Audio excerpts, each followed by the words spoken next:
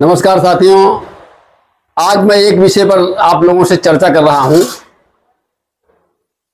बराबर सुनने को मिल रहा है, जो कि सच्चाई भी है, कि यूपी सरकार 5000 प्राथमिक विद्यालय, प्राइमरी पाठशाला बंद कर रही है, या सरकार ये पासा पलट रही है कि हम उसको मर्ज कर रहे हैं। मर्ज करने का मतलब आप समझ सकते हैं कि एक दूसरे में विलय करना। विलय करने का मतलब जैसे ये होता है कि एक जगह से उठाकर दूसरे विद्यालय में उनको विलय कर दिया गया, तो उस क्षेत्र के बच्चे जो निरीह हैं, मजबूर हैं, कमजोर हैं, उनको अगर 4-5 किलोमीटर दूर जाना पड़ेगा, कैसे जा पाएंगे। इसलिए मैं लोगों से मांग करता हूं अपनी तरफ से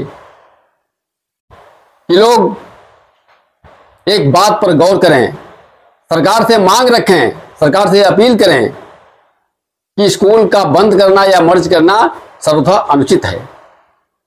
शिक्षा जो है वो समाज का रीढ़ होता है। किसी व्यक्ति को नौकरी मिले या ना मिले, लेकिन उसका शिक्षित होना बहुत जरूरी होता है। यदि वह शिक्षित नहीं होगा तो एक तरह से वह मानसिक अपंग होगा। और आप लोग समझ सकते हैं कि अगर कोई व्यक्ति अपंग है, हाथ पैर से लूला है, लंगड़ा है, तो उसे जीवन जीने में कितनी कठिनाई होती है।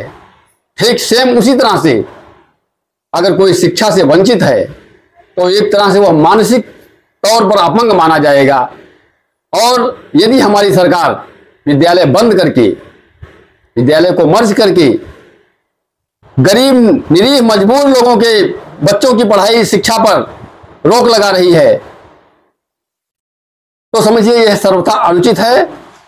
एक तरह से इसको देशद्रोह समझा जाए तो कोई कम नहीं है। देश विकास तभी करता है जब उस देश का हर बच्चा, हर नागरिक शिक्षित और समझदार होता है। तो मेरी समझ में यही आता है कि इस बात को लोग सरकार के पास तक अपील करें। हर व्यक्ति अपनी वाणी को उठाए और सरकार के पास तक ले जाए। जाति धर्म को छोड़ करके इस बात पर न आए कि कौन किस जाति का है, क्योंकि जहां पर भी विद्यालय बंद होगा वहां हर जाति के लोग हैं।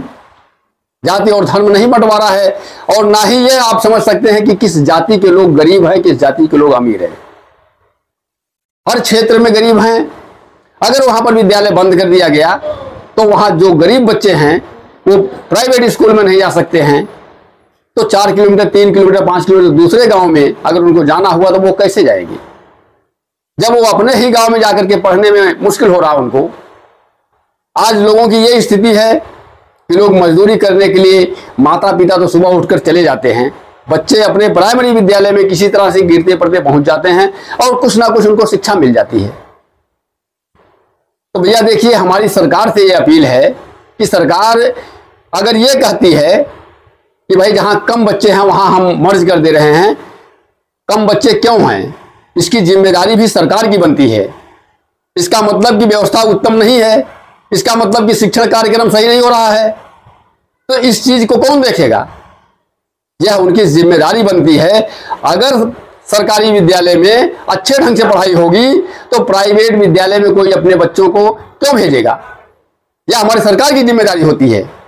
और सरकार लोगों को सिर्फ लफड़े में फंसा करके, लोगों को आपस में ताना बाना करके, लोगों को एक दूसरे में बहका करके अगर अशिक्षा से बच्चों को दूर रखना चाहती है, तो यह हमारे देश का दुर्भाग्य होगा। हम किसी का विरोध नहीं करते, लेकिन हम ये जानते हैं अगर देश की आन बान शान पर कोई बात आती है तो यह बात गलत है। और अशिक्षित होना यह देश के शान के खिलाफ है, देश के विकास के खिलाफ है, देश की उन्नति के खिलाफ है। इस तरह से देश बर्बाद हो जाएगा, यह मेरा दावा है। इसलिए मैं यही कहूंगा कि जितने भी लोग हैं, यह सबकी जिम्मेदारी बनती है, जाति धर्म से उठ करके सरकार का इस बात का समर्थन न करें कि स्कूल बंद किया जाए, बल्कि इस बात का विरोध करें कि सरकार स्कूल बंद न करे, बल्कि उनको सुचारू रूप से चलाने का प्रयास करे और अच्छी शिक्षा की व्यवस्था दे। अगर आप लोग आगे आज नहीं आते हैं तो कल आप ही पछताएंगे और इस बात को आप समझने के लिए तैयार हो जाएंगे कि नहीं, जो भी हुआ वह अनुचित हुआ। जय हिंद।